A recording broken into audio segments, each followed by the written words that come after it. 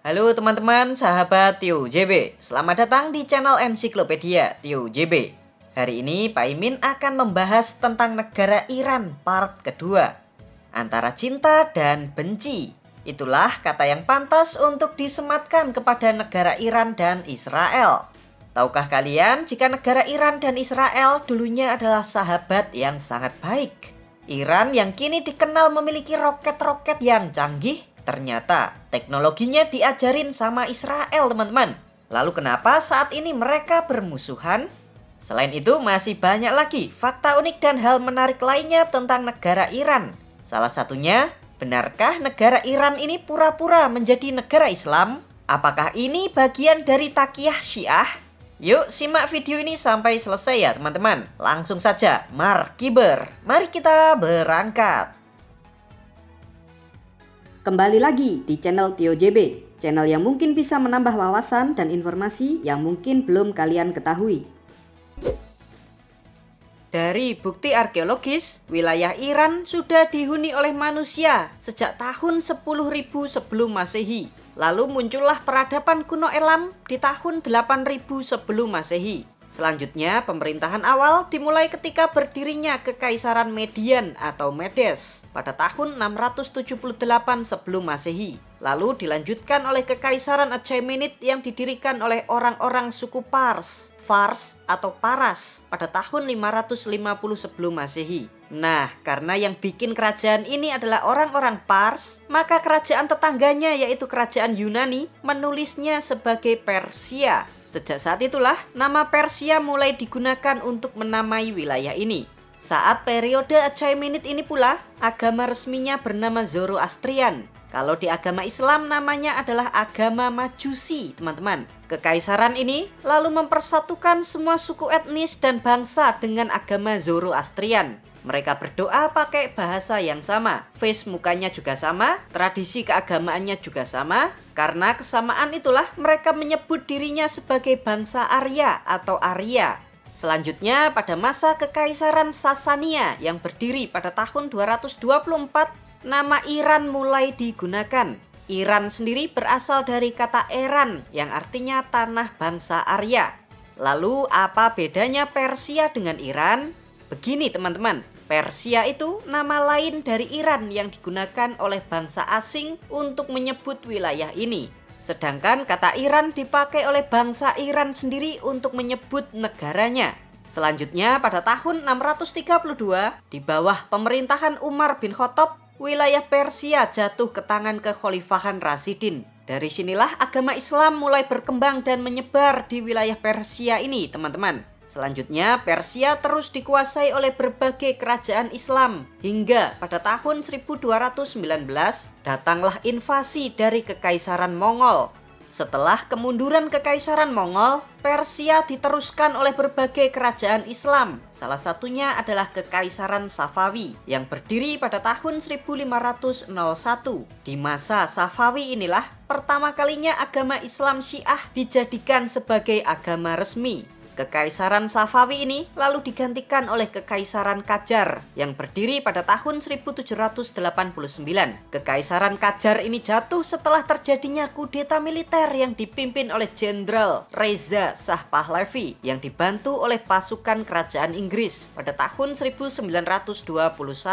Bang Reza ini lalu mendirikan Kekaisaran Iran atau nama lainnya itu Dinasti Pahlavi di tahun 1925. Kekaisaran Iran ini runtuh setelah terjadinya revolusi Islam di tahun 1979, lalu berganti menjadi Iran seperti yang kita kenal saat ini. Berikut 8 fakta negara Iran part kedua. Tapi sebelum kita mulai, jangan lupa untuk subscribe channel Tio JB dan tekan tombol lonceng agar tidak ketinggalan info menarik lainnya dari Tio JB. Profil negara. Negara ini bernama lengkap Republik Islam Iran dengan pemimpin tertinggi sebagai kepala negara serta presiden sebagai pemegang otoritas tinggi negara. Negara ini memiliki ibu kota yang bernama Kota Tehran atau Teheran. Secara geografis, Iran berada di benua Asia Barat, kawasan Timur Tengah, serta berbatasan dengan Teluk Oman dan Teluk Persia di sebelah selatan, di sebelah utara dengan negara Turkmenistan, Azerbaijan, Armenia, dan Laut Kaspia, di sebelah barat dengan negara Turki dan Irak, serta di sebelah timur berbatasan dengan negara Afghanistan dan Pakistan. Negara ini memiliki luas wilayah sebesar 1.648.195 km persegi dengan jumlah penduduk sebesar 87.590.873 jiwa. Untuk agama, 99,3% penduduk merupakan pemeluk agama Islam, 0,7% sisanya memeluk agama yang lain. Sedangkan untuk etnis, tidak ada sensus resmi tentang etnis, namun bisa dipastikan sebagian besar penduduk di sini merupakan etnis Iran atau Persia. Ada pula etnis Turki, etnis Kurdi, serta belasan etnis minoritas lainnya. Lalu untuk bahasa resmi yang digunakan di negara ini adalah bahasa Farsi atau Persia. Kalian mau tahu bahasa Persia kayak gimana? Kita ambil kalimat, "Halo teman-teman, nama saya Paimin, aku cinta kamu." سلام دوستان اسم من پیمین هست دوستتون دارم. Indeks pembangunan manusia di negara Iran menempati peringkat 76 dunia. Sedangkan untuk perekonomian, negara Iran merupakan negara yang berkembang dengan kelompok ekonomi berpenghasilan menengah ke bawah. Negara ini sangat bergantung pada penjualan minyak bumi, produk kimia dan petrokimia, industri mobil, hasil pertanian, industri tekstil dan karpet, serta industri persenjataan. Dengan ekspor terbesarnya ke negara China, Turki, dan Pakistan. Sedangkan mata uang yang digunakan di negara ini bernama rial Iran dengan kurs 1 rial setara dengan 0,37 rupiah. Hubungan Iran-Israel. Kalian tahu kan kalau Iran sangat membenci Israel tuh. Tapi tahukah kalian jika Iran adalah negara mayoritas muslim kedua setelah Turki yang mengakui kedaulatan Israel? Tepatnya pada tanggal 6 Maret 1950. Silahkan kalian cek. Di luar Nurul kan teman-teman?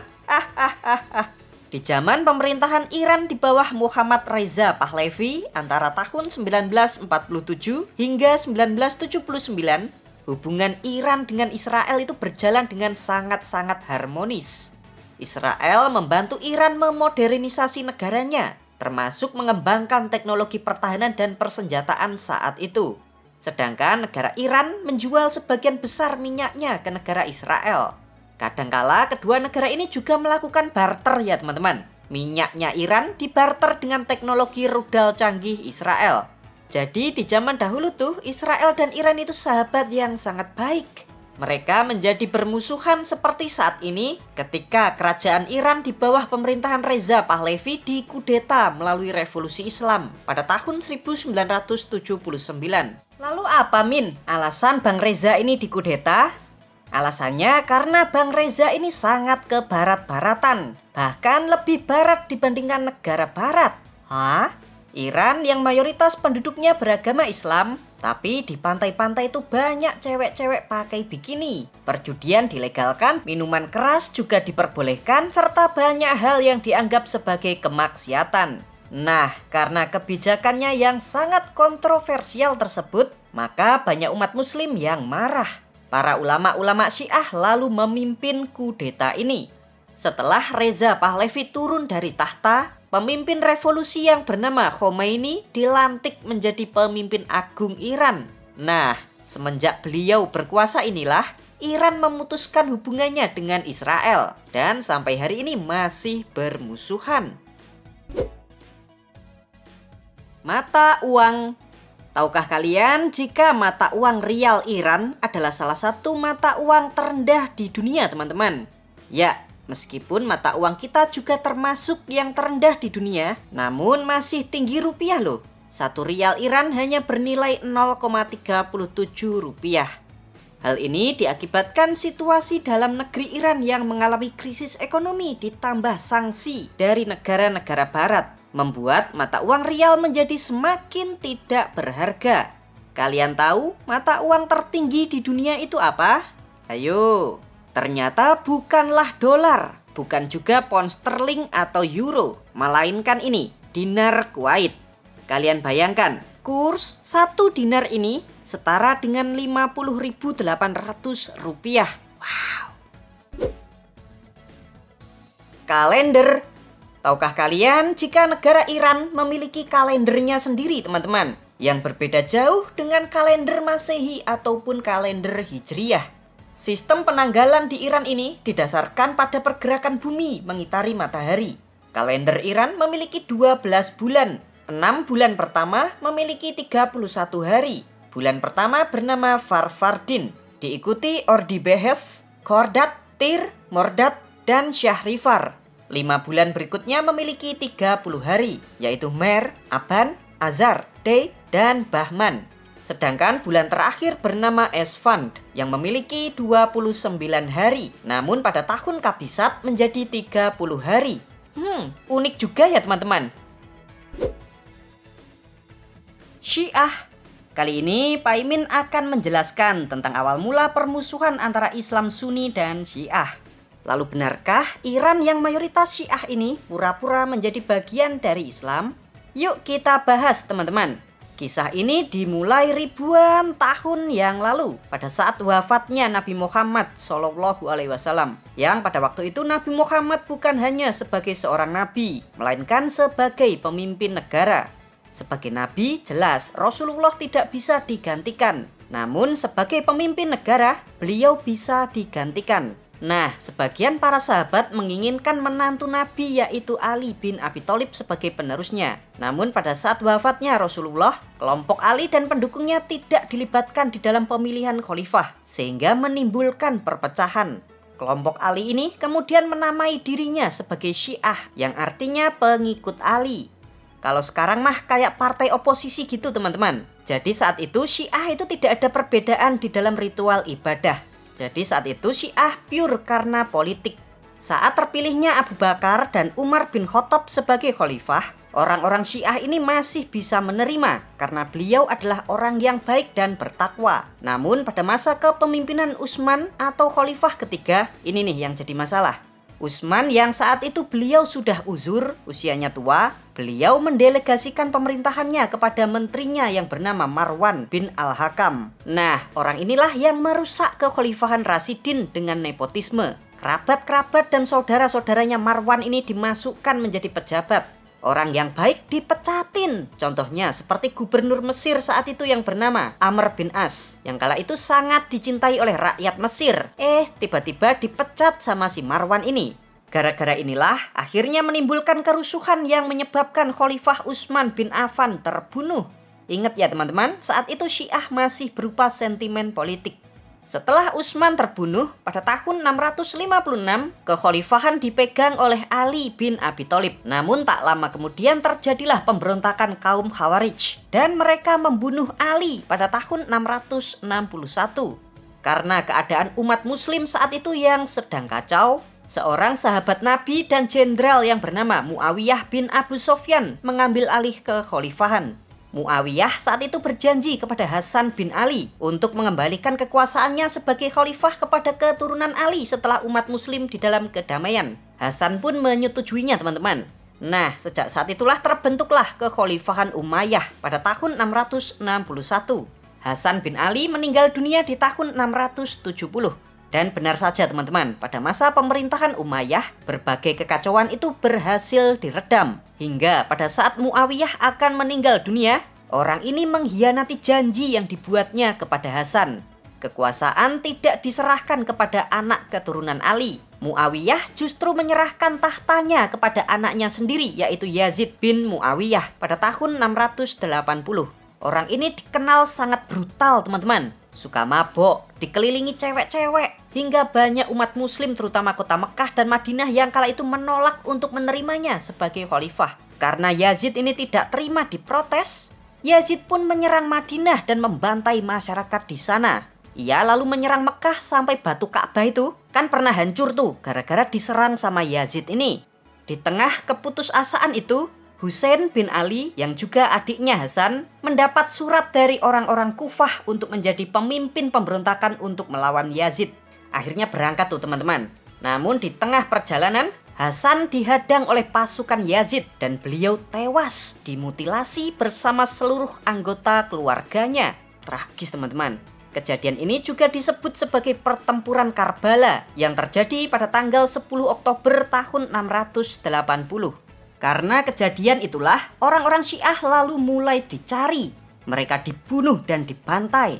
Akhirnya mereka menyembunyikan diri pura-pura bukan Syiah atau disebut juga sebagai Taqiyah. Nah, gara-gara Taqiyah inilah kelompok Syiah pun mulai terpecah-pecah dan tidak terorganisir dengan baik. Maka kalau kalian perhatikan, di dalam aliran Syiah terdapat banyak sub-sub aliran. Lalu pada tahun 700-an awal, muncullah seorang ulama Syiah besar yang bernama Ja'far Shiddiq. Beliau lalu menyatukan orang-orang Syiah lalu membuat konsep imamah Syiah yang kita kenal sebagai Syiah 12 imam. Sub aliran Syiah ini paling banyak pengikutnya teman-teman, termasuk digunakan di negara Iran ini.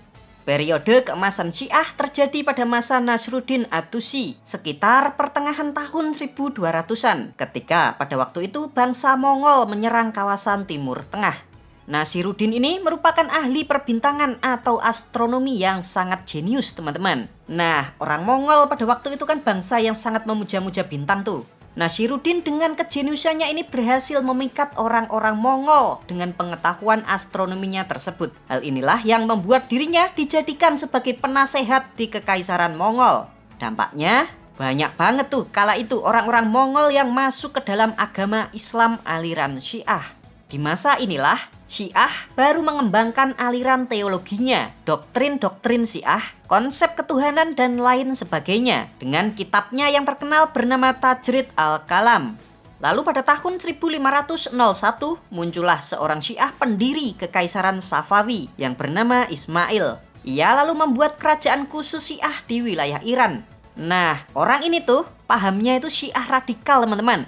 Jadi ia bilang ke rakyatnya kayak gini. Hei para rakyatku sekalian, kalau kalian mau hidup di Iran, kuberikan dua pilihan. Pertama, wajib ikut Syiah, atau pilihan kedua, menolak Syiah maka kalian bakal dibantai.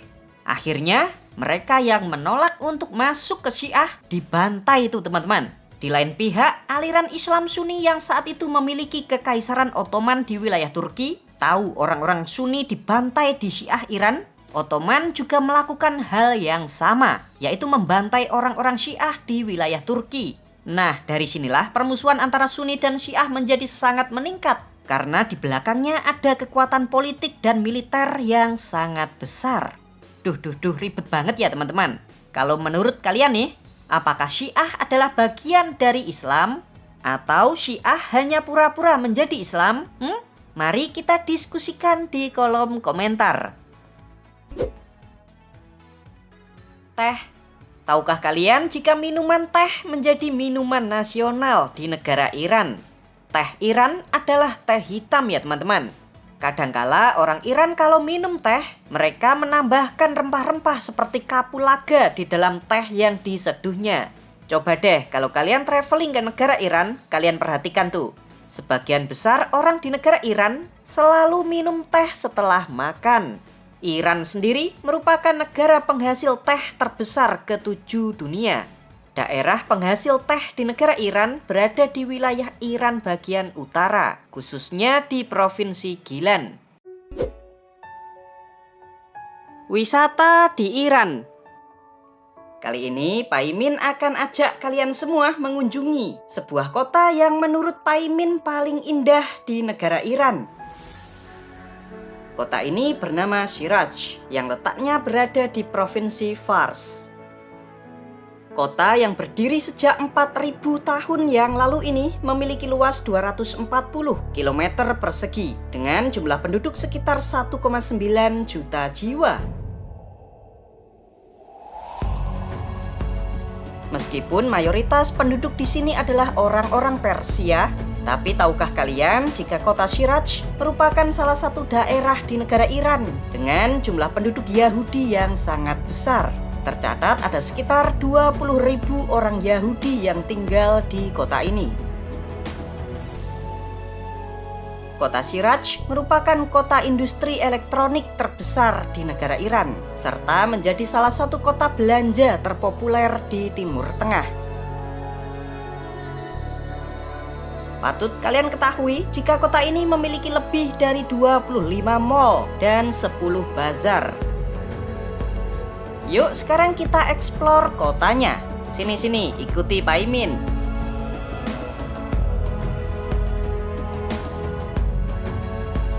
Pintu masuk kota Siraj ditandai dengan ini. Sebuah gerbang segede gaban ini dinamakan sebagai Gerbang Al-Quran. Gerbang ini pertama kali dibangun pada abad ke-10 oleh Kerajaan Buyid. Disebut sebagai Gerbang Al-Quran karena tuh kalian bisa lihat di atas, ada sebuah ruangan kecil. Nah, di ruangan tersebut tersimpan Al-Quran.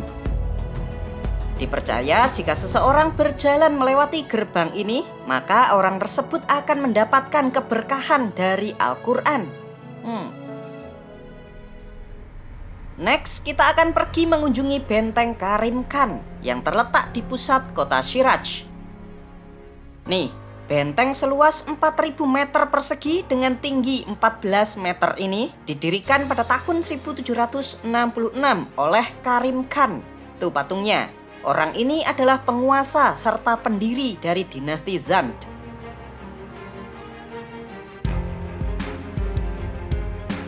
Yuk kita masuk ke dalamnya.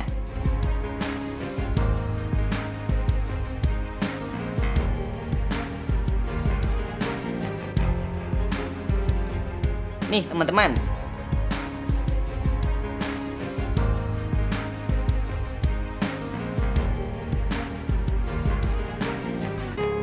dulunya tempat ini dipakai sebagai istana kediaman Vakilul Roaya, kayak semacam penguasa atau raja.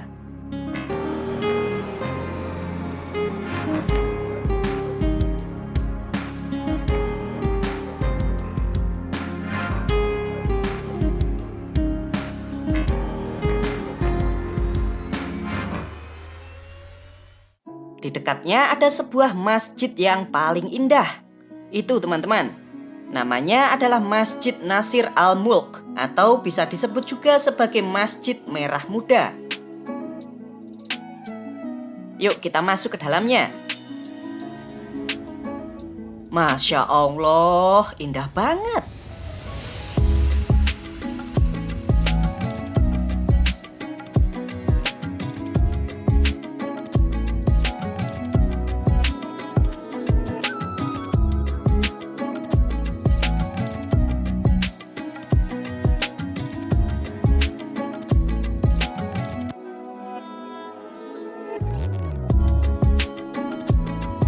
Pembangunan masjid ini dimulai pada tahun 1876 di zaman dinasti Qajar.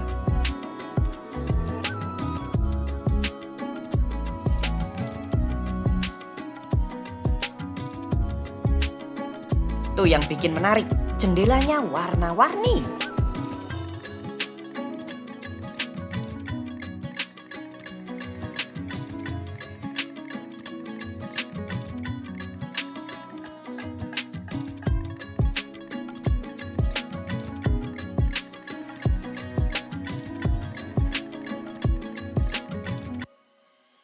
Tidak jauh dari situ ada sebuah masjid megah yang bernama Shah Cheragh.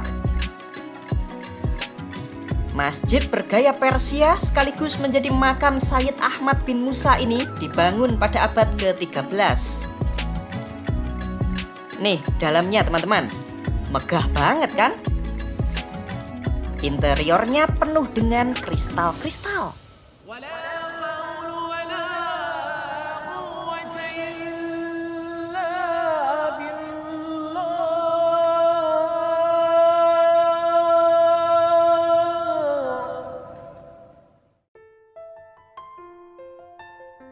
Interior seperti ini bisa juga kita lihat di makam suci Ali Ibnu Hamzah yang letaknya juga di kota Siraj. Nih, sama persis kan? Ali Ibnu Hamzah adalah cucu dari Imam Musa, yaitu imam ketujuh di dalam keyakinan Syiah.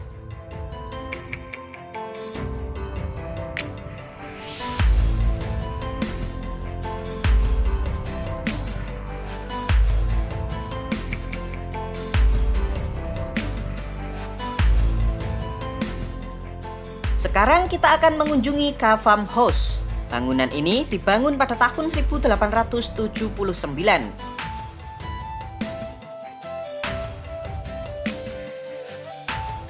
Dulunya bangunan ini adalah rumah atau kediaman bangsawan keluarga Kavam dari dinasti Qajar yang masih tersisa di negara Iran.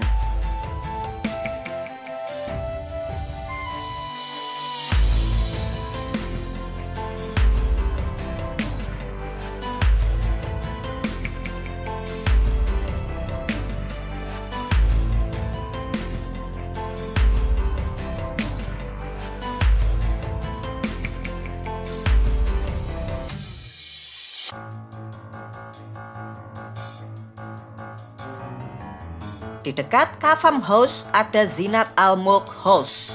Ini juga sama ya teman-teman, yaitu rumah bangsawan keluarga Kavam.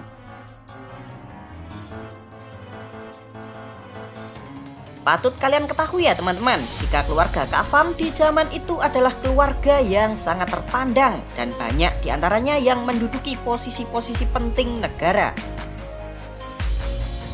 Saat ini, rumah keluarga Kavam ini dijadikan sebagai museum dan dapat kalian kunjungi jika sedang liburan ke kota Siraj. Menarik banget kan teman-teman? Yuk kita lanjutkan lagi perjalanan keliling kota Siraj. Kali ini kita akan mampir ke Masjid Faqih, sebuah masjid Islam Syiah yang sangat bersejarah. Masjid ini dibangun di tahun 1751 oleh dinasti Zand. Tuh, megah dan indah banget kan?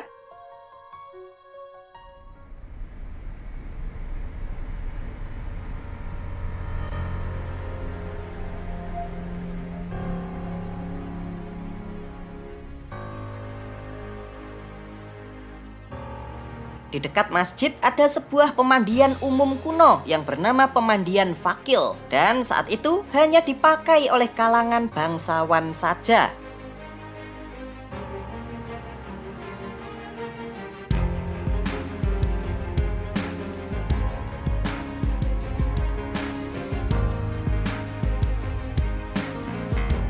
Di dekatnya juga ada Faqih Bazar, yaitu pusat perdagangan di pusat kota Siraj yang didirikan di tahun 1172 di zaman dinasti Zand.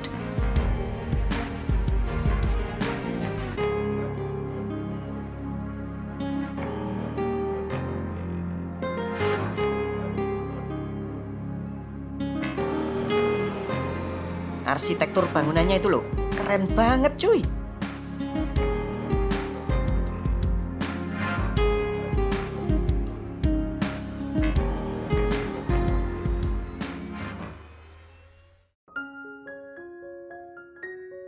Berikutnya kita akan mengunjungi makam Hafiz. Hafiz atau Hafiz adalah penyair Persia yang sangat terkenal di zaman itu. Beliau meninggal dunia di tahun 1390 dan dimakamkan di tempat ini.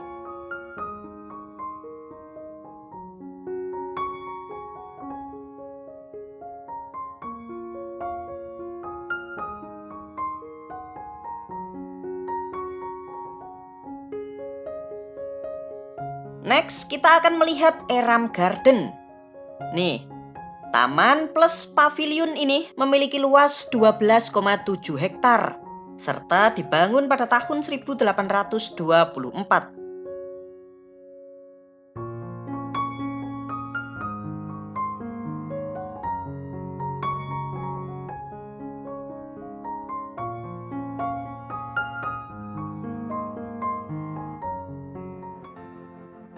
Berikutnya, kita akan wisata alam mengunjungi Danau Maharlo yang letaknya di tenggara kota Siraj. Tuh lihat, danaunya berwarna merah cuy.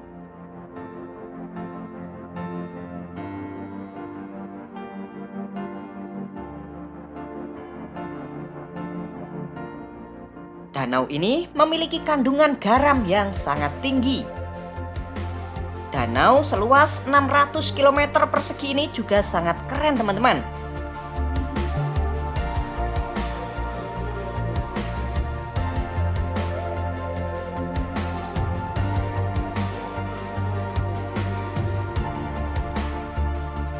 Cocok untuk kalian kunjungi jika kalian traveling ke negara Iran.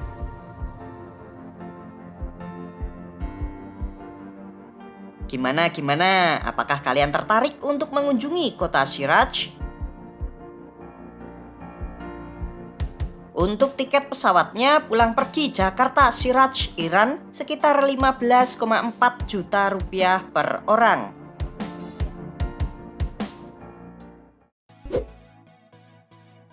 Hal unik di Iran. Patut kalian ketahui jika mengangkat ibu jari di negara Iran dianggap sebagai tindakan yang tidak sopan. Mengangkat ibu jari dianggap sebagai simbol persetujuan orang Barat. Iran bernama lengkap Republik Islam Iran.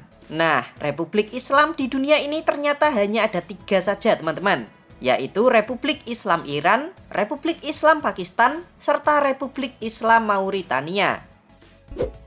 Demikianlah fakta unik dan menarik tentang negara Iran. Konten ini 100% hasil dari pemikiran dan referensi yang Paimin kumpulkan sendiri. Terima kasih ya teman-teman, semoga dapat menambah informasi dan pengetahuan bagi kita semua. Bagaimana menurut kalian? Seperti biasa, jangan lupa untuk komentar di bawah dan ikuti terus video-video menarik lainnya dari TioJB.